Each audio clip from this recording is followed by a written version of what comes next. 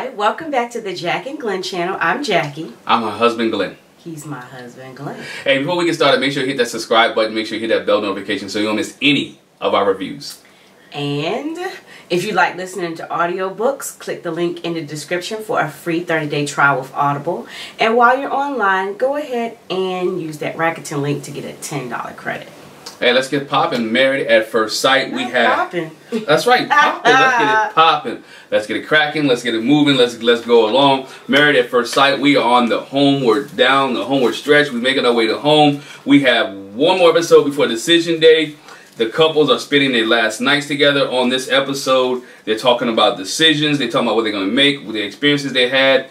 Man, good episode here. Very good episode. Some things are very interesting here. Some of the couples we got figured out about who's going to stay together, and some of you still up in the air. Yeah. So, right, who's going to start with? Let's go ahead and get Haley and Jacob out there. The train wreck. Yeah. Yeah. The train wreck. Haley, Jacob, in his holy shirt. Oh my gosh, yeah, what was up with that shirt? I don't know, at the end. I was like... Jake had that shirt for like 20 years. No, it was supposed to be like that. No. Yes. No, I don't think that shirt could not. Yeah, it had holes on the front too. Like it was supposed to. You know how they got. I think Kanye got them shirts with the holes in it on purpose. Yeah. I think that the collar part was torn. Like that one was supposed to be, but it absolutely had holes. Jake in it. made that shirt. That shirt was 20 years old with a tiger on it. I'm saying he put holes in it. He put holes in it. It's a tiger. He got attacked by a tiger. I get that. He put holes in it. He got attacked by a tiger. But anyway. He got attacked by Haley. So we see Haley and Jacob. Haley comes back from the retreat. Jacob's already there. And so they have a conversation about how he left early. And she asks him, you know, like, what time did you leave? He said, I left about 7. And, you know, she was like, you know, I was surprised when you left. What happened? And so he said he just really wanted to get back. His neighbor's been watching his dogs. Because of his neighbor's schedule, he actually had to leave out earlier than he normally would. Yeah. And so Jake was concerned about the dogs being there for an extended amount of time without anybody taking them out. Yeah, he was like 14. It would be like 14 hours, 13 or 14 hours, something like that. And he said he looked on the camera and he saw the dog sitting by the door like, please, somebody come. You know, so he got up and left. Still does not explain why he didn't say anything. Why he didn't say anything. Yeah. And she said that. And she said that. She's like, oh, okay, I get that. I understand that. But at the same time, she's like, she's still a little upset that he didn't let her know. It would, I mean, common courtesy would be to, hey, I'm leaving. Yeah, I'm on the road. Make sure y'all check out for me. This is why I'm leaving. This is why I'm going. Again, she wasn't mad at the fact that he left because she understands she's a dog person. And I'm I think her dog's named Sophie. Yeah. All right. So I guess if that was Sophie, she would have left as well. So she understood that. But again, common courtesy. I'm leaving. I'm going on the road. See you when we get back home. I'm going to check on my dogs. Or like you said, while I'm on the road, let me give her a call. Yeah. Hey, you know that decent. If he left at 7, give her a call about 8:30. Hey, I left. I just want you to know, in case you're looking for me. And in true Jacob fashion, he probably been like, well, I know you're not going to look for me, but... Yeah, I didn't want to wake you up, but, you know, anyway, you know, digress. So at least they talked about it. Yeah, and overall, they said they had a good weekend. They had a good time, you know, with all the couples and actually with themselves. So next we see that in preparing for decision day, our couples get to talk to a friend of theirs. And so Jacob meets with his friend Adam. Yeah. And Haley meets with Monica. Haley meets with her friend Monica. And it wasn't that much conversation between Jacob and Adam. Nah, they didn't have too much conversation. They talked a little bit. You know, Jacob basically told Adam how he was feeling and that they had some ups and downs, and he really wasn't, you know, wasn't feeling the experience. It is what I'm just not feeling the experience is what it was. Now, Haley kind of relays the same kind of information to her friend Monica, and she says, you know, it's been a long process. It's been, you know, kind of hard, and Monica lets us know that she and Haley have kind of been touching bases regularly anyway. Which I thought was interesting. You're talking to Monica, which is cool, but you're not talking to the friend Lauren who was like really on your neck. You know how we do sometimes. You talk to the friend that you want the answer that you want the correct answer from, or the answer that you want to hear. Lauren was on her neck, like, look, this is what you need to do. You need to change this. It really is it that serious? Can you get past the 80 stuff? Can you fix yourself? But yet she called Monica, and Monica to me seemed too nice. Yeah, she was definitely on Haley's side. But Haley, you know, let her know it's been hard. There were times I wanted to run. At times it's been an emotional roller coaster. But we have had some good times here and there in between the argument. And as far as decision day, she's confused. I don't know if she's saying this just for the show. Like, I don't know. She might be confused. I think, truth be told, we'll get there in a minute. I'll get there in a minute. Keep Monica asked, you know, well, are there any red flags that you've seen with Jacob? She was like, well, first of all, his age. He's 38, almost 39. And he's single. He's never been married before. He talks about his past and past relationships. And there's no big thing that he's been doing in the past few years that really sticks out. But that bugs me right there. What big thing does she expect him to be doing? Like to have a failed marriage or have a failed engagement or to be dating somebody, to almost have a kid. You know, he was caught up in his career. He's working. He established a house. He bought a house. I'm probably sure his house is close to being paid off. He built a beach on the thing. Those are big things. Those are big moments in a person's life. I guess she's saying personally, relationship-wise, what have you done? And I'm like... Not be 14 bridesmaids. Not be a bridesmaid in 14 weddings. I mean, who does that? Right. Haley. Right. So what has she done? She hadn't had a serious relationship since her 20s. Well, she's in her 20s. Well, I guess her teens. So she hadn't had a serious relationship since college or whatever case may be. So what have you done? Right. Every time she says that, I'm like, what have you done major in the last 7 years that you didn't have a relationship? Right. I don't know. To me, it's like, it doesn't make any sense. To me, that's like interpretation. Something's wrong with you. You're weird. Why haven't you? You're weird. Yeah, it's not like he hadn't been on dates. It's not like he hadn't been in past relationships. They just haven't led to the altar. Again, her years of being in a relationship, she wasn't in one, and she was, like I said, a bridesmaid for 14 of her friends' weddings. Anyway, and the last thing she said was, I don't really get his sense of humor. He's got a dry sense of humor. She's not feeling it. But they talk about what's the good things about Jacob. Well, he's loyal. You know, it says a lot that he did this process. That means he's willing to try and get out of his comfort zone. He's a good guy. He's great with his dogs. You know, she runs all this down. It's kind of the same stuff that she put in the letter to him. But it's really nothing about him. Loyal, like, that's a dog's loyal. You know what I'm saying? What do you mean by loyal? Because he didn't leave on you or run? Because he stayed in the other bedroom when you put him over in the other bedroom? I mean, what do you mean by loyal? Because he finished the process?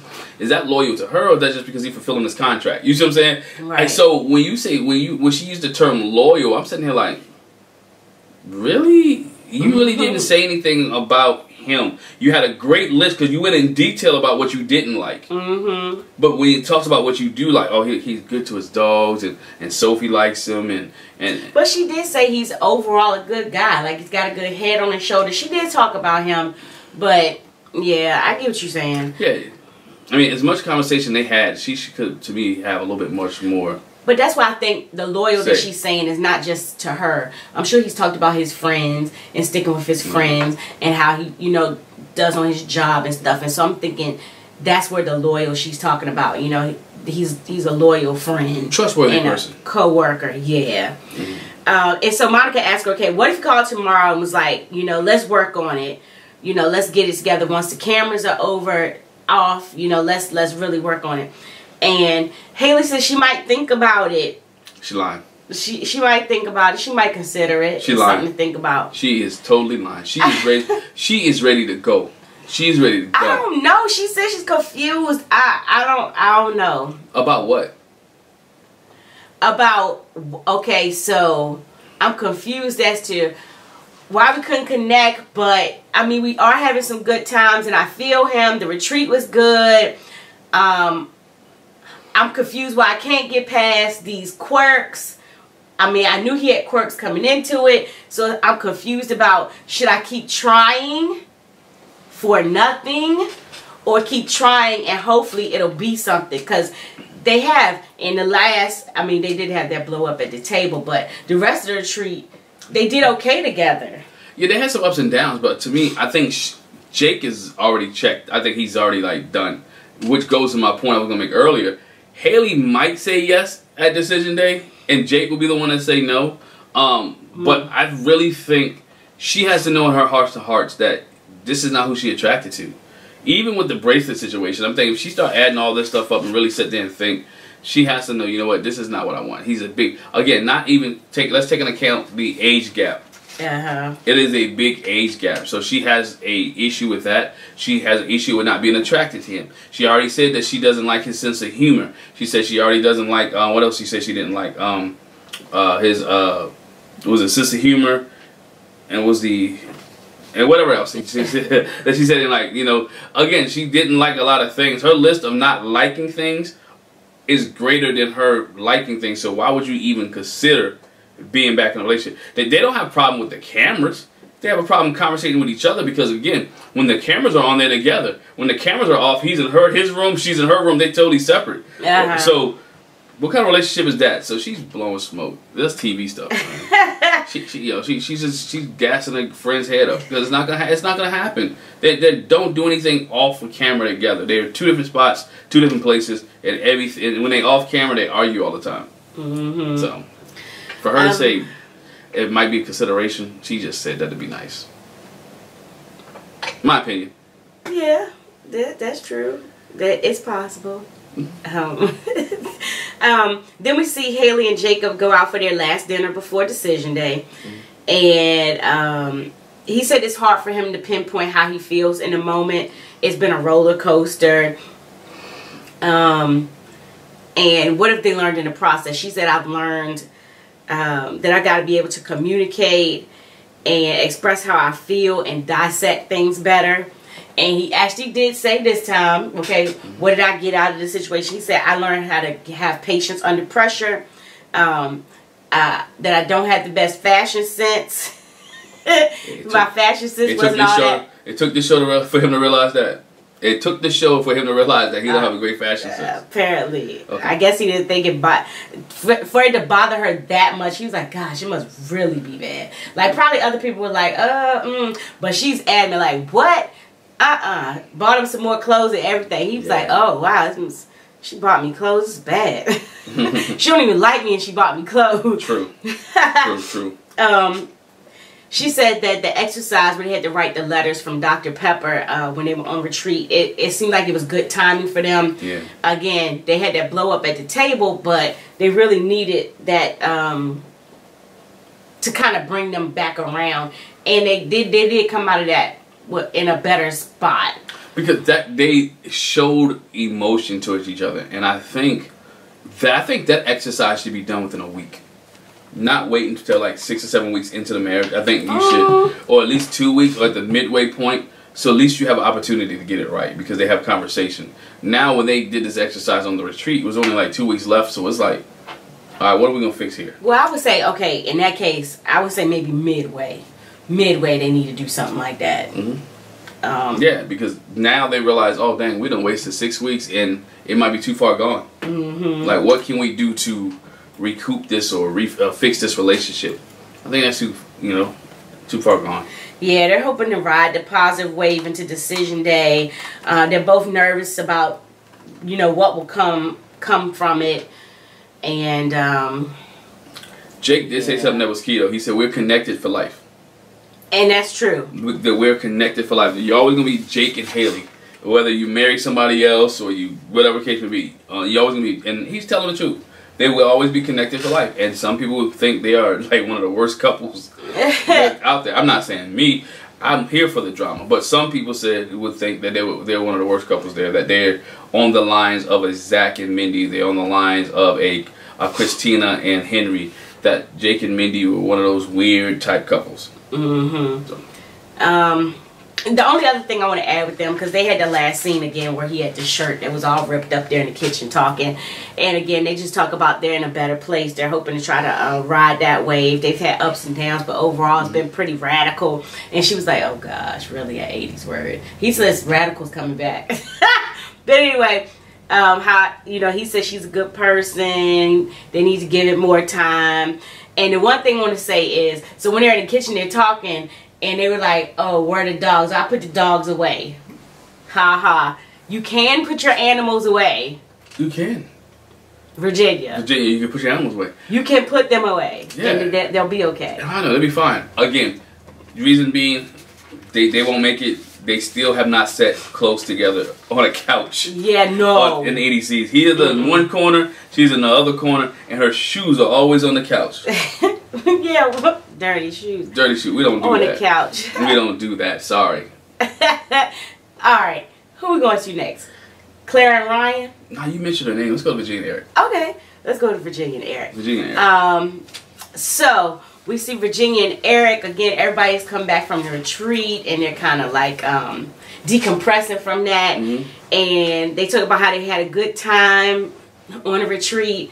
They came to the realization that talking about their issues often leads to arguments, but one thing they can say is that they're getting a little bit better on their time as far as making up. It's happening sooner. They're making up sooner. But that's what happens when you have arguments. You know how to deal with it. You know how to handle it. You know how not just sweeping it underneath the rug or letting it get bigger or letting it get bigger and letting it get bigger so it's a major blow up. You handle situations, you handle things right then, or at least within a certain time frame. You may not be able to handle right then. Within a 24-hour period, you try to handle that situation or that circumstance so you guys can fix it and get back to being husband and wife. Especially in this accelerated process, they can get back to knowing and liking each other instead of being mad at each other. This is totally different because you only have 8 weeks. If you spend a week mad, you done lost a week. You know what I'm saying? So you need these hours and moments and seconds to be able to know your partner, know how to deal with them, and know how to handle arguments. They're going to be arguments in an 8-week process. Sorry, because you're not from the same family. And I think Eric said that when he was talking to his friend. We come from totally two different backgrounds. I come from this type of background. She had a rougher childhood than I did. She had these issues, and so I'm trying to understand who she is. And every day I'm learning more and more and more. And when she tells me something, I'm able to adjust. Yeah. And so when we have these arguments, I'm able to fix the problem that's on my part, so we can not have these arguments again. Yeah, because he says they're still getting to know each other, but he said he feels like she's still holding back some. Right. And she says later, a lot of that is because, again, we come from different backgrounds. We have different ideals, different ideas of what we think marriage is, and who should do what, and how our outside. Our life should be together and apart. Yeah. So we see Eric talk to his friend Jim, and he lets Jim know, yeah, we got a good connection. I see why we were matched. And his friend says, well, can you see yourselves together for the long haul? And he says he can, but he's not sure about Virginia because they have stuff to work on. They're dealing with and resolving issues. Again, like you said, they had different pasts. And she lets him in pieces. So he's getting a glimpse of her more and more each time, but it is not in full. And so when he gives her some of those pieces, you know, he can understand her a little bit better. Right. And see how she functions and everything. But I mean, again, that's to be expected. It's an accelerated process. When you're normally dating somebody, you're not going to find out everything about them all up front. You're not. It takes time. You know, it makes sense. He told Jim her issue with Eric is that how he expresses himself, how he brings up a topic, and he gets flustered. And basically, he was like, I don't know what to do with my mouth. I say the wrong thing. I know what I want to say. It doesn't come out right. And so she takes it the wrong way. No, you said the wrong way. Literally. Well, he said that too. They show the clips of all the times that he gave her ultimatums. Yeah. Oh, I'm gone. I'm out. Then you can do it by yourself. Or just it's not. You don't have to stay. You ain't got to stay. So again, he says all. You're saying it, and you say it over and over again. And even when she called you out on it, she's called him out multiple times on him saying it. He just hasn't fixed it yet, and that's an issue that he needs to work on it. I mean, at least he acknowledged it, that there is an issue, that he's trying to work on it, but he needs to do a little bit better job. Yeah. The one thing that we took away from Eric and Jim's conversation, so Jim asked him, so how you feel about D-Day? And they had this whole dialogue, he and Virginia, about don't call it D-Day. You know what D-Day stands for. It was a terrible day for our nation. And he got all on her about saying D-Day. And Jim says it, and he says nothing. He says nothing to his friend. Double standard. It's a double standard. Because he wanted to make a talking point with Virginia. He probably didn't know that she knew what D-Day meant. I'm being honest. I think sometimes he talks to her as again a child, as she doesn't understand some things that he's saying. And so with his friend, he's not going to check his friend. Because first of all, it's a guy and not his wife. He's not going to check that. I think also what Virginia has brought up, what the friend brought up, was about, you know, them being together and her going out. That was one of the issues he talked about as well. Like, you know, what's going on with that? And he was like, you know, I'm struggling with it. Basically, he was like, I'm struggling with this issue and her friends. Yeah, he said, I want to be her number one, and I'm realizing I'm not her number one. I'm not her number one. Or her best friend right now. And he feels like as a spouse, that's where y'all should be. And so he says his thing is he doesn't want to get blindsided because he realized I'm not the number one. And maybe because I'm not her number one, she might not pick me. She might not want to stay married. I think, again, I go back to the process, 8 weeks. In 8 weeks, I don't think you're going to be your spouse's number one. I think you'll be close or you're trying to get there, but I don't think you're going to be their number one after 8 weeks. That's where that relationship, he's expecting her to jump into the water and, you know, boom, here we go. You're my number one and everything else pushed to the side. What she has a problem with is balance. She doesn't know how to balance the two or balance the three or balance her. He doesn't know how to balance Eric, the dogs, her animals, and her friends. And they should be interchangeable. The person who talks back, you know, should be up there at least number 2. Yeah, right. I'm just saying, the person who talks back should be number 2 if they're not number 1 with your friends. But the dogs, he should be above the animals. But we've seen that Eric is beneath the animals on her totem pole. Yeah. So then we see Virginia meet with her friend Aaron, and I had the same comment. I was like, you know, where are her female friends? They fooled you, didn't they? Where are her female friends? I mean, her friend still wasn't there. I mean, we don't know why. But she did talk. They did call her female friend. They talked to a female. They FaceTimed her. So, but at first I was like, man, all she's got is male friends. But she made a comment about this. She was like, you know, I know that Eric is kind of leery about all my male friends, but they're more than my friends. They're like my brothers. You know, it's not none of that. It's none of that other stuff. They're like brothers to me. And I'm starting to believe her on that because, again, I had to really sit there and process and think about it. She grew up with brothers. Older brothers.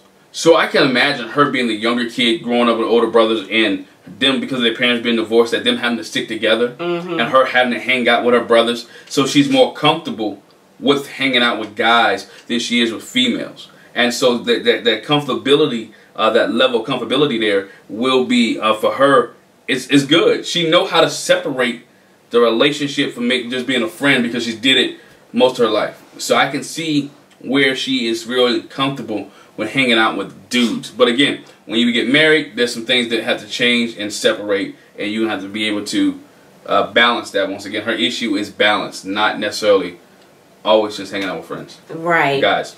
But she talks about it's been weird going from like super single to married. It's been an adjustment for her. Her problem is, you know, having my personal space. I'm used to having my personal space. I don't necessarily have that anymore. Which, I mean, you're married. You do have your personal space. But, I mean, you should be, just when you want to be around your boyfriend, when you want to be around your fiance, so you ought to want to be around your husband. I don't understand that because, again, you get 3 or 4 days a week by yourself. That too, with him. Yeah, well, she's got a unique situation. Yeah, with him, you get 3 or 4 days by yourself a week where you can do you, boo. Where you can get your rest, your relaxation, talk to your animals, hang out with your friends, do whatever. And you still not feel like you got personal space. I don't you know, that to me was like, okay, what do you mean by personal space? You're here half the time by yourself. So, I mean, she has to get it together. I think she doesn't even understand what personal space means. Yeah, I don't know. No, and I'm not saying that she's not intellectual. I'm just saying she has not looked at it being, this is some personal space time for me. This is some time where I can relax, drink, do whatever, hang out, and be Virginia. Yeah, I don't know. I think you're mixing up like me time.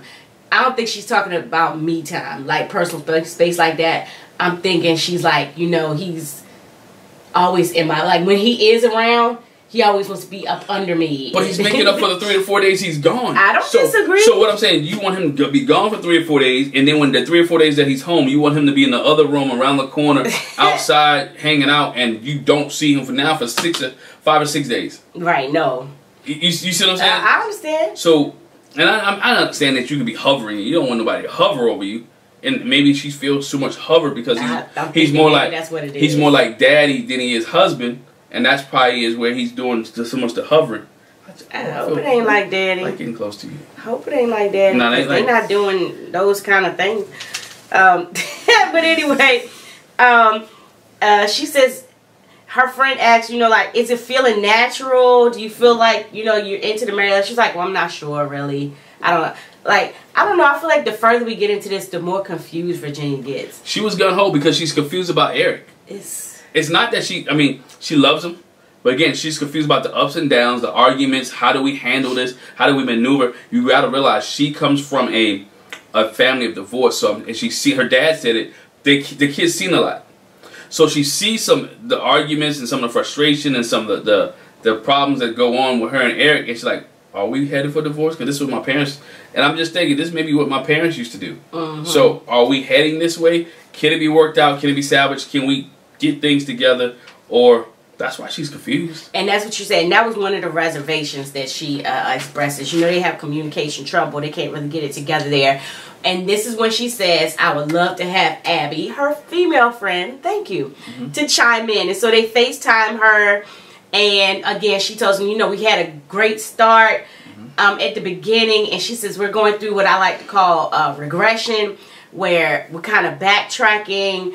We had this recurring conversation over and over, miscommunication or whatever. She was like, her problem is, like, she likes to go out and have fun, and she would like for him to go with her. But if he doesn't want to go, she doesn't want him to hold her back and keep her from not hanging out with her friends and basically drinking and partying over the weekend. He really never said that she couldn't go out. He just said, I need you to come home. Right. Basically, you can go hang out. So she feels like that's stifling her. But let's balance it. You just can't go out 4 weekends, maybe 2. Remember that conversation? I don't think we talked about that before. I don't think that's unreasonable. No. I mean, you should, as a married, I'm sorry. I just feel like Virginia thinks that they're dating. When you're married, that things aren't supposed to change. They have to change. You can't do it. It has to change. You can't do things the same way as if you're single. No. Because my question to her, what if Eric was going out 4 weekends out of the month, but he wasn't going to the same bar she was going to? He had his own little hangout spot that he wanted to go to. I don't know. I feel like she probably wouldn't have a problem. She might not have a problem with it. But I mean, again, which is not good. But Eric's staying on his ex-wife's couch. Yeah, no, absolutely not. You see what I'm saying? Yeah, that ain't gonna happen. Or staying on some random females' couches. Her friend asked, do you think it's a lack of trust, or is it just a wanting to spend time with you? And she didn't really say either one. I think she leaned more towards, it's not the trust thing, it's just wanting to spend time with you. Again, that's that personal space thing. And then they talked about the other issue they have is the mutual living space. Yeah, mutual living space. And she said she just resigned herself to the fact that at some point, for some time, I'm going to have to stay in his condo. I don't want to stay there. It's a bachelor pad. Not in a bad way. It's a nice place, but it's a single guy's place. It's his place. And I don't want to be in his place. And I understand that, right? I totally get that. I understand how she's feeling. I totally understand she doesn't want to be in his place. It's more set up for a man. I understand that her animals may not be able to come. I understand. I understand wanting to have your own, something that you and your husband can build together. All right, but she has to. I think she don't understand that it takes time. It's going to take time. They're on an 8-week process. All right, if they had been dating for months and years prior to them getting married, this conversation could have been done as they get married. When they come off their honeymoon, they could be walking into their own new house together. All right, but that's not the case here. And this is an 8-week process. Yeah. So if you were in the relationship for a year and a half, all these conversations would have been had months and months prior to you having, you know what, married at first sight, said we need to be out of this apartment in about 8 weeks. You know what I'm saying? And so we handle that. That's what she's not understanding. But what's better and economical for your relationship so you can get to the house that you want with the yard for your cats, your dogs, your hams, your chickens, green, and all that. You name it, can keep moving. Well, and then my thing is, and I'll compare this with Haley and, I mean not Haley, Claire and Ryan. It's an 8-week process. She's talking about permanent things like him selling his condo. What if y'all don't work out? The man don't have nowhere to go to. I think that's the other thing. You're rushing me to sell my condo for something that I don't necessarily know is a sure shot. How about, honestly, I probably wouldn't sell my condo. We'd have to be together 6 months to probably a year before I would commit to, not saying we can't get our own place, because we're going to get our own place, because I know that's an issue for you. I'm going to rent this out. I'm not selling it at all. Yeah. I'm not selling it because this is not a sure shot. It's not. And she's wanting him to make sure shot stuff when it comes to his dwelling place and the place that he owns. But you're not willing to make it like it's a sure shot when it comes to your hanging out and your extracurricular activities. Not fair. Not fair. I don't know. I think I might have got rid of me just like in rental property. I think I would rent it out as well. But I can see where he can sell that, take the money from the condo sale, and then buy them a house. Yeah, together. and then when she up and leaves him, he'd be stuck with it. Again, as long he maintain it financially within the same realms of his condo, he'll be alright. But it might not actually be the one they settle on together. May not be the one that he would want to stay in by himself. Well, if he's smart, he better count the cost and look at the money. Yeah. I mean, I'm just being honest. That's just the way I would think. But yeah, I don't know. That irritates me. I'm like, girl, calm down. It's an 8-week process. You pressuring him to sell his condo. Stop, because you don't want to live there anyway. So we see them go out on their last date together before decision day. And he's like, you know, I really want to continue in this. And he talks about how much he likes and loves her. How she's smiling. Oh, I just love it when you smile. It makes me so happy to see you smile. Your smile's infectious. And, you know, she's grinning. Yeah, okay. And so he says, but his fear is, and he gets teary about it. And I feel like she just really brushed him off and went to the next thing. He was like, I don't want to be alone. I want somebody for me. He doesn't want to lose that good space that they're in. He's been through a divorce. He just doesn't want to go there anymore. I don't want to be by myself. And he gets choked up. He says, you know, I'm happy in this place. I want you to be happy. I want me to be happy.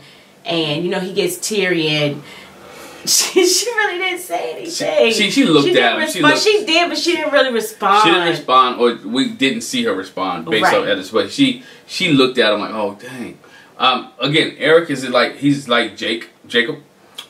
His clock is ticking, and he wants these things now because he feels like he's in a place that he should have these. He got his own condo, he had a great career. Only thing he's missing is that wife and eventually some kids. So he like, I need this, and he needs to work out. So that, again, going back to what I was saying later on, Eric is not going to say no. Yeah, I don't think he will. Eric was not going to say no. If anybody says no, it's going to be Virginia. You know, but Eric is committed to this process. He wants to work with Virginia. He wants to stay married to Virginia. He loves Virginia. But I think she said it too. Whatever she said, she told him she loved him. But it's basically, I love him. Or when she was on Abby or a friend, whatever, she basically said, I love him. But there's some things that we need to work out and work on. So I totally understand Eric getting emotional there. Some people may say, you know what, he put on some. I don't think it was fake. I think it was genuine. I think it was really genuine there as he was talking and he caught himself. Because he loves this young lady and he wants her to be right. And I guess he wants to be right not in the perception of what the cameras see, but he wants this to be, I don't want to be divorced again, and I don't want to have to go get married again because I've already been through this. Right. It's not cool. Right. You know? she does talk about her concerns as their ideas of marriage are different, and he just let her know up front, it's not that I don't have any distrust with you, but honestly, because of my past relationships, my main thing is I don't want to be disrespected. Obviously, he has been disrespected in the past, and he wants the same respect and transparency from her. He was cheated on. He is hurt. I mean, he was cheated on. He's hurt. I mean, I wouldn't say cheated on, but the way he put him and his ex-wife had a negotiation. They had a deal. So, whatever their deal was, but he felt hurt because of the deal. And basically Virginia says, this list that you have, I don't want to do your list. I really don't want to do the list. He was like, basically, choose one. But she asked, she says, no, that's what she said. She says, well, give me a list of the things. And he was like, I mean, I don't really have a list of things. It really just comes down to consideration. Just whatever moves you make, which you should do in a friendship, a relationship, and especially in marriage. You should put in consideration, if I do this or how I do this, how will it affect the person I'm connected to? How would I feel if they did it to me? Outside of that, I know this person. How will it make them feel? Yeah. I know they take this out of context, or I know they take stuff this way. His basic thing is, I always want to be respected and want you to take into consideration my feelings. And so it's not a list in particular. I just want you to keep this in mind. Oh, how would, not WWJD, not what would Jesus do, but how would Eric feel? Yeah, but I mean, let's be honest, it is a list. To her, it's a list. You got to look who you're talking to. You're dealing with a immature person. To her, it is a list. It is a list, like Chris Jericho. You made the list, but you know it's a list. So what happens here? She's looking, okay, I can't hang out with my friends. I can't sleep on couches. I shouldn't get drunk. What else shouldn't I do? I shouldn't worry about Rocky because you're gonna take care of Rocky. I need my animals. All right, so. Yeah, I can't let the cat sleep in my crevices. Yeah, I can't let the cat sleep in my crevices. So to her, it's like, oh, dang, these are the things I can't do. Well, these are things I like to do. So to her, it's a chore, it's a duty, it's a list. It's like he'll put up some rules and like, well, if I break one of these rules, Eric can get mad, and that's how she's feeling. Yeah. So all in all, she's got doubts about the marriage still. She knows it's good to acknowledge the issues and getting it out on the table. He says they got great things ahead if they can work on it. Again, they talked about the living situation. He's a little nervous about decision day, what she's going to do. He said he thinks he has more feelings than her. That's how he feels. Yeah. So, you know, she's kind of on the fence about what she might do. I think Eric, like you said, he's firm in his decision, but he's kind of scared of what she'll say. Yep. All right. So, next up. Let's go to Ron and Claire. We leave Vincent and Brianna for last. Oh, okay. Ron and Claire. Because I got a lot to say about Bri and Vincent. Yeah, so just like the other couples, Claire and Ryan said they had a good weekend. It was a lot of fun, but she's excited to be back home with him. She's bummed that they missed the couples game. They really want to be into it. And you made a good point. They didn't have to play the game that night. They could have waited for them to get there. I was sitting there like, why didn't you wait? Right. You could have did other things, hung out and had a conversation. They could have waited for them so they can have the game where all the couples be there together. You know, I think production did that just to show that Claire and Ryan wasn't there. Well, they rigged it. They knew Claire and Ryan was going to win.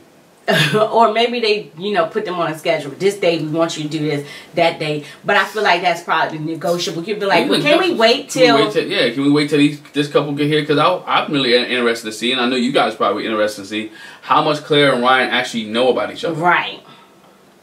Because people say Ryan is just like a robot, and Claire talks to us. I'm interested to see how much they know about each other. And her big thing again is if he doesn't love her back, she'll be hurt. Kiss me and I'll kiss you back. If she, rest in peace, Shock G and Tupac. And Tupac, yeah.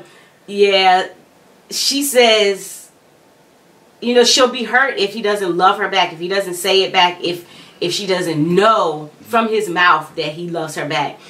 And what's different? What do they see different about the relationship, being in a marriage? And Ryan says he noticed there's been a change in his big responsibilities, that he's got his responsibilities are a wide net now. I'm not just responsible for me. I'm responsible for you. I have to keep that at the top of my mind that I'm not just responsible for me. Yeah. We have these. We have Miska. I got you. I still have my job. I still have my house. I still have my relationship family. with God. Yeah. He said. So I have all these responsibilities now, and I have to keep that in mind. It's at the top of my mind in everything that I'm doing. I have to. You gotta balance it because again, when you get married, you bring on somebody else in your life, and you are responsible for them. Their well-being, their health, their relationship, their emotions, their physical, their how you deal, how you interact. You're responsible. You become responsible, especially when you're a man. As a man, you should want to be able to cover. You want to be able to have responsibilities and take care of the house. That doesn't mean you got to be in charge of everything, but it means that you're covering and you're taking care. That you're the front line. That you're loving. You're being respectful. That you're helping out. That you're doing things. You filling in the gaps wherever you see a need is in the home. You're meeting those needs to lighten the load of your partner, so that it shows that you are responsible, that you are caring, and that you are loving to them. Yes. And so I understand where he's coming from there. Yeah, she says that she knows that she has to be more intentional with her time and her attention, like giving that to him. And the other thing she's noticed is, they had a whole conversation about what time they go to bed, and he goes to bed like 10:30. Early on, she was like, I haven't gone to bed at 10:30 in years. My parents go to bed that time. You're old man. And she noticed I've been going to bed 10:30 now. He was like, you fall into my routine. Getting to be an old person like me. You make some accommodations. I think that was one of the struggles for me though. When you used to be an early bed person, that was a struggle. Especially when basketball games and stuff are on, NBA finals and stuff like that, or wrestling or anything that's come on late. Would be a struggle, but again, you could sometimes there's some things you compromise and conform to your spouse because you want to spend that quality time. Because we talk about Eric being gone, we got to realize that Claire is also a flight attendant. Yes. So there's some days that she's not home, that she's gone for a while, and so that is sometimes their quality time that they spend together, whether in the bed or having conversation, dealing with each other. So I understand conforming to somebody else's schedule or being part of that person's schedule because you want to spend time with them. So then. Again, we see him talk to their friends. We see Ryan talk to his friend AJ. He said he thought he knew what he was getting into, but he's weighing the pros and cons. He's very analytical, looking at the process. But overall, it's been good for him. The tough part is that it's a sped up process. And obviously, we can tell, for some things, Ryan moves slow. Yes. For some things, he moves slow. Sometimes around fast, sometimes around quick. But anyway, he moves slow in that area. But again, basically on the love and the emotional and the sexual for some things. Yeah, but with the responsibility, with the love her, showing her he cares about her, treating her right, he moves quick on that because he wanted to make sure that she's comfortable. He wanted to make sure that she's feeling good and she's happy. And she is happy. She does feel good. So I think when we boil it down to it, Ryan, I do think he's weighing some type of way on which way to go. Again, they didn't talk about it in this episode, but I do think the religion thing is a big thing for him. The sex thing, I think he can deal with. I think after the cameras are gone, that they're gonna have sex. That's not a big. I don't think that's a big issue. We've seen that on the show several times from several other people that they didn't want to do anything while they were being filmed for 8 weeks, so they holding off. And that when the cameras are over and the people go home, that by the time we get to the reunion, that they had already, consummated their marriage. So I understand how she's hitting him off and taking care of him, but I think she just have to wait until the cameras are gone and she'll get taken care of on a regular basis. But I think for him it's more the emotional. Again, he's mentioned he's calculated. He wants to see things in the future, and he's calculating. Okay, what happens with Clara if this does not happen the way that I've already predetermined, that I have in my mind, how I want to raise my kids in this sense, because he's talking about himself. What if it does not happen? I think those are his things that he's apprehensive about. Yes. He says that they're only 2 months in, he's still learning, and he doesn't have the luxury of time. He realizes that she puts everything all in. She's all in. Her feelings, her emotions, and everything. And she always wants to talk about her feelings. It's like non-stop. And he was like, can we just talk about sports sometime?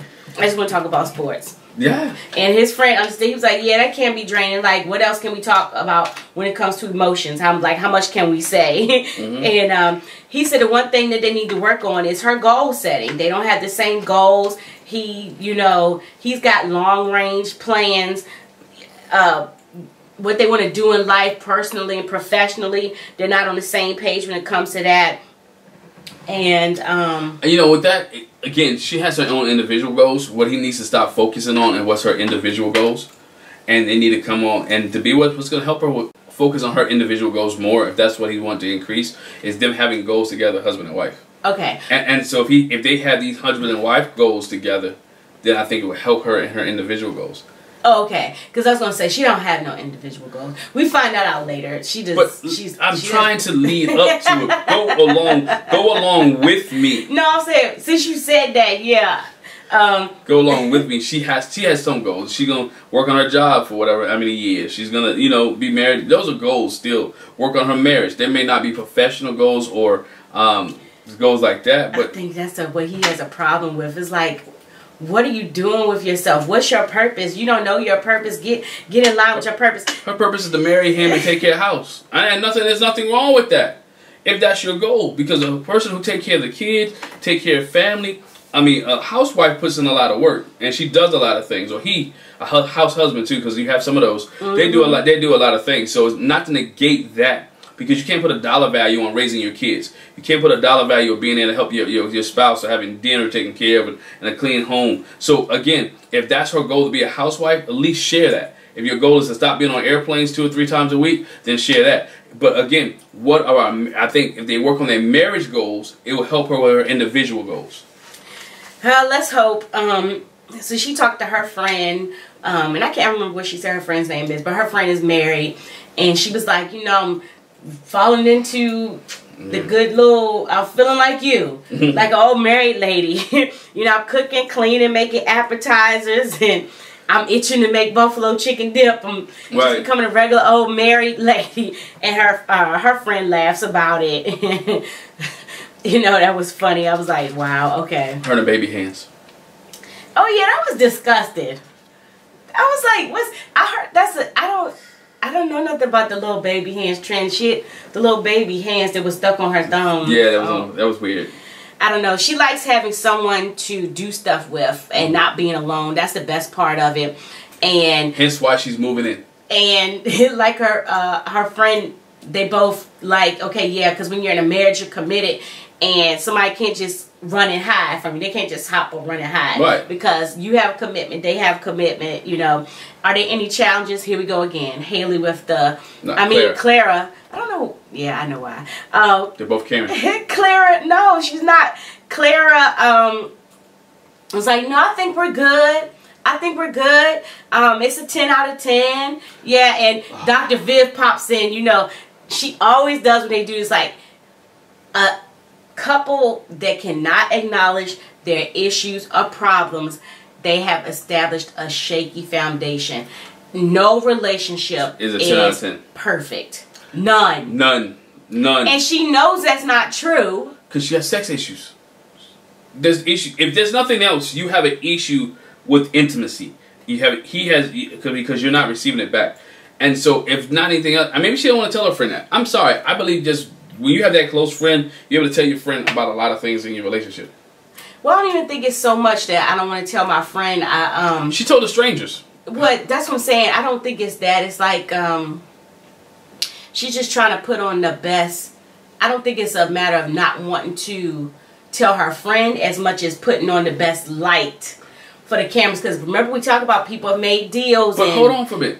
People are going to watch the show. Newsflash, this is a TV show. So guess what? You may put on the best thing for this episode, or when you're talking to your friend, if she goes back and watch the show because she knows that she's on an episode, if she doesn't watch anything else, she realized that, guess what? You have issues. You lied to me. Yeah. Admit that you have a problem.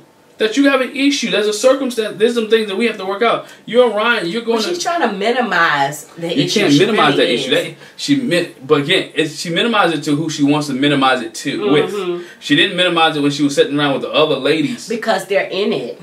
And the experts. I mean, she shucked and jived with the experts too. Which is also stupid. You got cameras running 24 hours a day, and you have production people. You don't think the experts get briefed on what's going on in your relationship with the production people, with the cameraman? See, come on, there's nothing to hide here, right? So why not be transparent and be honest, like Dr. Viv said, so you're not building on a shaky foundation. So when the cameras go away and when all the people leave, that y'all not mad at each other because you're not getting what you want to get. It doesn't make sense. Yeah, she really should be all up front and everything, but I agree with you. I'm not saying she's right. I'm saying that's what she's doing. That's what she's doing. So Ryan has this idea. Let's do this. I forget the name. What was the name of it? But it's this personality test. Yeah. And he says, I really do feel like there's an equation when it comes to compatibility and how we meet on certain topics. And she did the compatibility test or whatever and asking her questions, and a lot of questions she was like, no, don't have any goals, no, can't see myself doing this, no. Oh, I'll add, she said she did a compatibility thing, but it's according to the stars. And he was like, oh, that's stars though, like this is rational, that's not rational, I don't really count that, basically what he said. You did a little analytical and critical person, so he's going to base it off of analytics and stats. That's what he's going to base it off. The analytics or the stats say this, and this. Also looking at a guy who's doing sports, who's a sports guy and who works out on a regular basis. So he's built in a routine that he's going to follow because he wants a certain result. So when she does this and put all these numbers in, he's going to look at this like being like the Bible, like being gospel, being the truth. So. Yeah, he just looked disturbed at all her answers. He was like, the fact that she doesn't have this, it worries me. It does worry. I mean, you want somebody to have some kind of ambition. Yeah, it did. You want somebody to have some kind of ambition, some kind of have some kind of drive. Even if it's enough drive to keep up with me, right? Or with a relationship, have that type of drive that or be the person. You know what? I understand she may not have, but she's gonna push me to make sure I get to where I need to go, because while she's pushing me, we're both moving forward. So I guess have something. We see their last little date. They go out to throw footballs at the bowling pin. I can't remember what that. I don't know, but that looks fun. Yeah, but my God, he was throwing it like he was on the football field, not at the bowling pins. But she's like, oh, like look, I'm like, good he was throwing gosh. at the pins, and the pins just happen to fly every which way. You have to throw momentum. I mean, even the ball. No. To get a strike. Again, he was throwing the ball like he's throwing it down the football field. Like, you don't have to throw it that hard. You do have to throw it. I mean, she was shook, like, wow. So then they sit down and eat after the fact, and she says the best part is he blew her expectations out of the water. Yep. They fit together like a puzzle. They communicate so much. Even when they missing each other when it comes to communication, they can come back and get it right later. And he says, been a unique experience, kind of like what Jake said, between just the two of us. This is something that we'll always share. Always have together. We'll always have together no matter what happens. We'll always have connection. And he says, no matter what happens on D-Day, Decision Day, and she was like, no matter what happens. Like, hold on, dog. Like, can you make that sound more positive? That sounds like it's not going to turn out the way I want it to. And she kind of gets upset and walks away. Can't you put it in a positive light? But it goes back to what he said. She is all in. Yeah, you can't. When somebody is all in, you can't mess them up a little bit, because she's done moved in, she done fixed the cabinets, Meek's got a new home, and she's ready, like, okay, we're waiting for decision day, I know where I'm going afterwards, so we're going home, and she's all in. And when him to say that, she's like, hold up, no matter what happens, something else might happen, like something else might happen, you messing my plans up. I'm thinking everything in her mind, she's thinking everything is good, for him not to say, oh babe, everything is good, so she's worried. Yeah, and they go to bed that night, but she still, when she goes to sleep, she says, I'm ready to go to bed and wake up and be hubby and wife forever. Again, it's still a hard decision for him. He's trying to weigh out all his options. It's been a challenging and long 8 weeks. And then we see them wake up the next day, and her plans the next day is, I'm just going to sleep in. I'm just going to sleep in. And meanwhile, he's going to calculate and write it down and have a whole list, and yeah. He's gonna run it through his computer program and see what the answers say and check out and while you're sleeping. While you're sleeping. She just wanted to chill. Now if you know that was Brianna, she wouldn't be able to chill like that. No. Get up. Brianna ain't gonna let you sleep, dog. Brianna ain't gonna let you sleep. Claire, you lucky you ain't married to Brianna. So while we're here, you don't get no chill day. Let's go ahead to Brianna and Vincent. So they talk about decision day, you know, coming back from the retreat. They talk about decision day. And they said as far as all the couples, we hope everything goes well with all of them. But we kind of know who's not going to stick in there and who is. Look, I like this and I like the fact they showed it because let's be honest. Let's be real for a minute, right? They have to be talking about that. All these couples are sitting there in their bedroom when they spot time like, oh, did you see what happened this weekend? Yeah, speculating. Like, speculating. Did you see Jake and Haley? Did you see You know they're not going to make it. You know Virginia and Eric? I don't know about them. We already know, girl. You talked to Chris lately or Paige lately? You know they ain't together or they still dating a little bit. So you know these conversations are going on. And, you know, they very rarely ever show this stuff. Yeah. But they showed it they showed it with Brianna and Vincent, which I thought was pretty cool. Yeah. That Vincent was speculating. They didn't go into deep detail, or they didn't show the deep detail, but it's good that it was like Vincent is like me. I'd be like, yo, dude, you think so and so gonna stay together? Cause I don't think they gonna stay together. They ain't working out. And they determined that who's gonna throw the curveball. It's gonna be a curveball between Haley and Jacob. Yep, gonna be a curveball. And you know, Brianna's like, well, you never know what the outcome might be in this situation. They're still in it, so.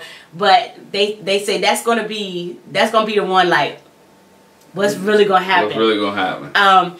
And so they talk about themselves, and you know, Brianna's like, well, the one thing that I was like, I'm realizing with you is that you're unorganized, and I'm very organized, and maybe that's part of us being together. That I can help you with your being unorganized, because being organized is a natural trait for people, for some people, and it doesn't always come easily, and so I can help you with that. And he was like, unorganized? Did you just call me unorganized type of thing? You know, he didn't really say it like that, but he was like, you could see the offense, his posture changed. Well, again, it's not like they hadn't discussed this early in an earlier episode. And he still have a problem with it. They discussed this, so again, we know that she's meticulous. This is what she does. She doesn't have room for error. Based off her profession, two, based how she grew up. So this is what the lane that she stays in. Him being a business person should want somebody who's organized, who's dressed right, who's straight. She'll be able to help him out. Yeah, we understand organized chaos, so you can have your mess. If some people look at my desk, it may be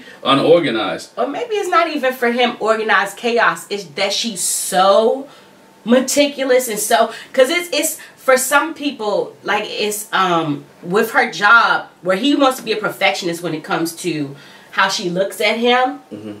She's obviously a perfectionist and meticulous on her job. So it's some people that are like super, super organized, almost to the point where, I mean, it's rigid and it's kind of anal. But it doesn't mean that another person's not organized. It's just not to the level that, and I think that's what he was saying. It's like, I'm organized. It's just probably not to the level that you would like to see it or that you would do it. But it works for me. Maybe it is a little bit of organized chaos for him. But I'm thinking it's more so is that she's just so... And I give you that. I give you that. And I understand where you're coming from on that point. That, you know, she may be just so rigid that even a deviation just a little bit seems like...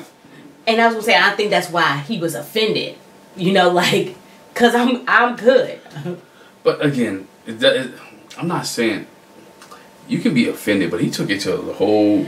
I mean, he did get a little petty with it. He was like, okay, so I'm unorganized. Well, I know before I got married, I specifically asked for somebody that wasn't bossy and all assertive. And when I heard that on a wedding day, I was like, oh, it was a turn off for me. And she was like, yo, what? Again, I call BS again because even in his wedding vows, he's like, I want somebody to call me out on my stuff.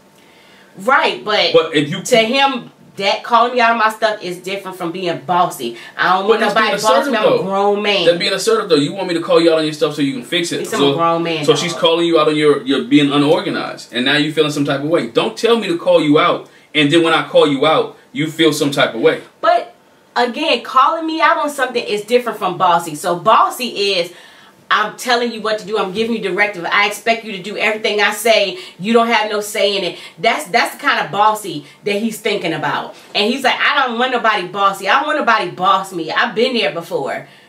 trying to tell me what I need to do and how I need to do it, and the only way to do it right is their way. He said, I don't, that's what he means, like, I don't want bossy like that. Later her mom comes back and says, we didn't say you were bossy like in that negative type of way, but is when Brianna gets her mindset about something, you know, she wants everybody to fall in line with that, because, and know that I've come up with this, it makes sense, you know, you should roll with it. Yeah, she want everybody to believe what she says is gospel, but also Vincent has to understand that it's not her intent is not malice. Right. Her intent is not to be demeaning to him. To me, that's his own insecurity. Because again, when you start reverting, when somebody says something, you reverting back to your past feelings or your past emotions or what somebody said to you in the past, you're not really healed from that past issue. You're not really healed from that past situation or that past circumstance. And when that's a wound that keeps opening up for him, is because people have told him that he couldn't do anything. They told him he would never be anything. He told him that he couldn't do his business. His ex-girlfriend told him his business wouldn't succeed or wouldn't go where it needs to go at. You know, again, so he's feeling some type of way when she does that.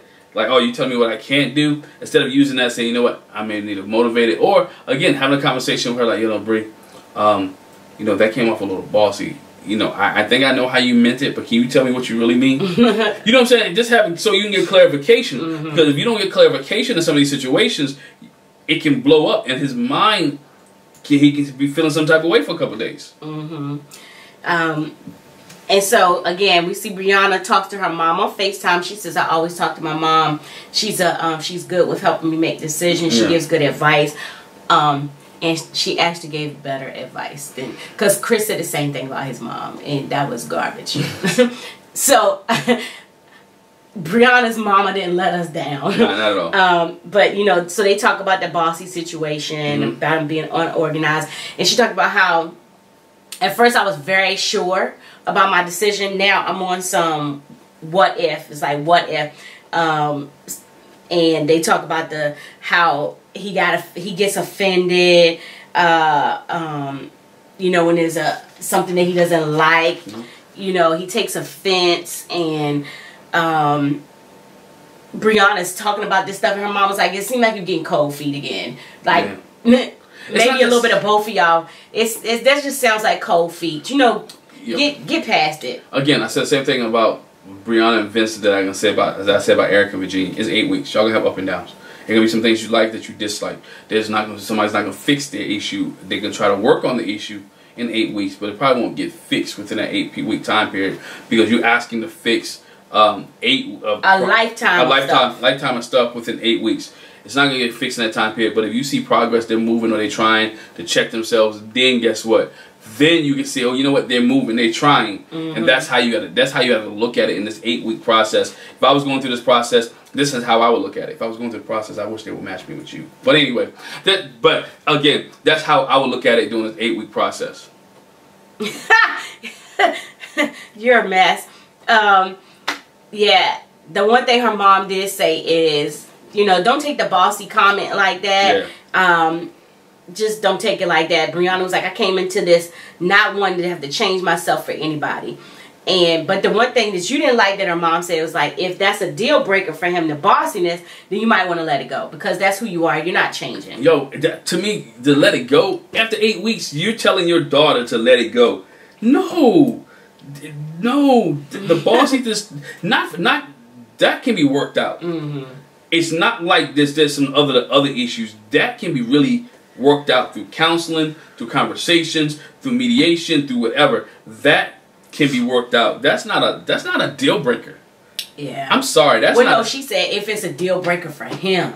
Yeah, if it's a deal breaker. Like if he just can't get over it and he doesn't want to work on it, that's what she's saying. Then you might need to let it go. If he can't get past it, then you don't want to have to keep dealing with this issue over and over. You don't want to have to keep walking on eggshells. But guess what? We're going to talk about this issue before we get to decision day. We're going to have. I mean, which eventually they did. But we're going to work on this thing. Yeah. We got time invested. Yeah. Vincent talks to his cousin-in-law, Greg, and Greg picks with him, oh, you becoming a regular old married guy. Why you got that pink on? You know, Vincent says real men wear pink. They have a whole joke about that. Light-skinned guys wear pink. You letting your beard grow in. Yeah. You done really settled into his married life. You know, they get a good chuckle. We all know Greg gets that beard. Good chuckle. Brianna loves that beard. Yeah. So you letting them grow on because, you know, boo likes that thing. She likes it. But he says, I'm feeling like it hasn't been easy. The experience has been a lot, but overall they've had a good time. They've been fun. They've had fun. They've been laughing. Her mom is super sweet. Her family's nice. You know, they're getting along when it comes to that. Yeah. And they talk about the fact that, again, D-Day's coming up. And so he said he doesn't know. They've had little bumps with their communication. You know, it's been a long while. She made some comments that kind of irritated him. But he can admit that I might have taken the conversation the comment she said wrong. They said that was on the drive to the retreat. And well, on the way back, I think it was. That she made a comment that he really didn't care for.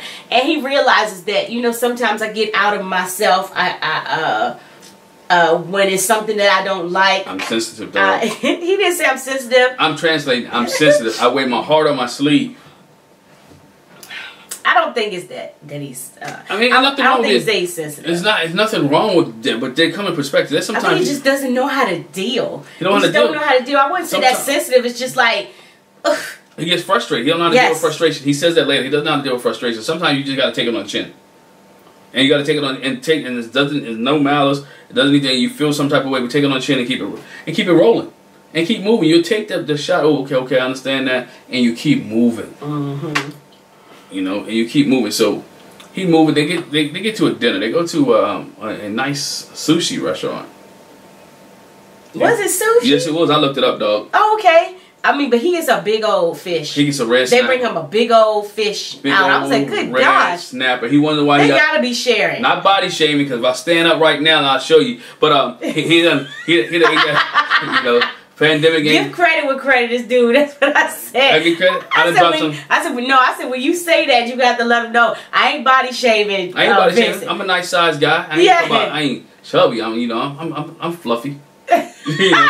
But anyway, he got a built like Vincent. He got that big snapper. You know what I'm saying? He's a big snapper. It was a very hefty price tag on the snapper too. Yes, Lord. I had to look that up. I ain't gonna tell you how much it is, but you can check it out yourself. If you was watching the episode, just look up the restaurant. Yeah, look at the restaurant. But the food looks good. It looks delicious. But I see why they spend $200 a date on restaurant stuff.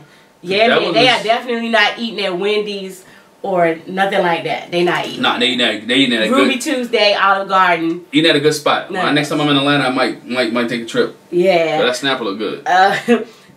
So they were like, you know, this is a big decision. We're making a decision for the rest of our life. And you know, he said he's not nervous or scared. Yeah. But she does want to put it in perspective. She says it's been hard, but they've been open and honest. And she does see that they kind of shielded each other's feelings when they talk about things. And that's when Vincent says, my downfall is that when I get overwhelmed, I shut down. And when I shut down, my attitude is not the best. And that's what I was trying to say with him. It's not so much that he's sensitive, but he was like, you know, I'm irritated. And I shut down, and after that, he gets kind of nasty with it. He be nice and nasty. No, he said I'd be an a-hole. He did.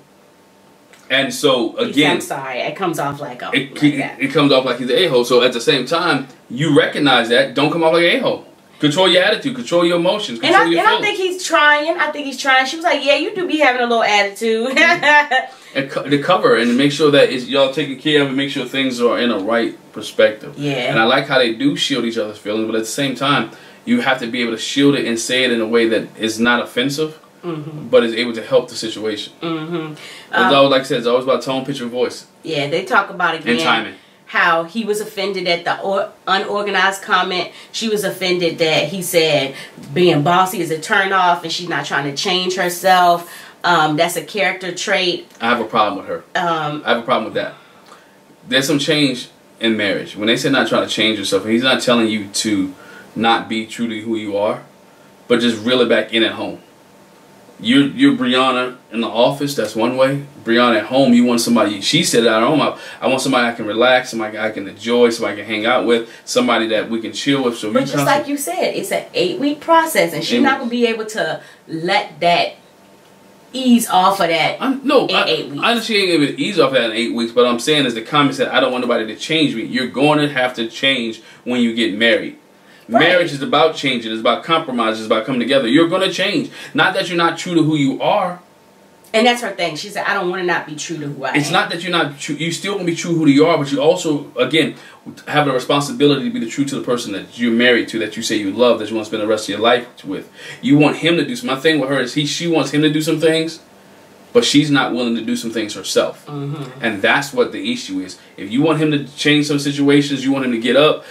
Think about the conversation, even with the get up conversation. Oh, why don't you just go to bed early? Why don't you just so you can get up early? There was no change in that. She still wanted him to do what her way.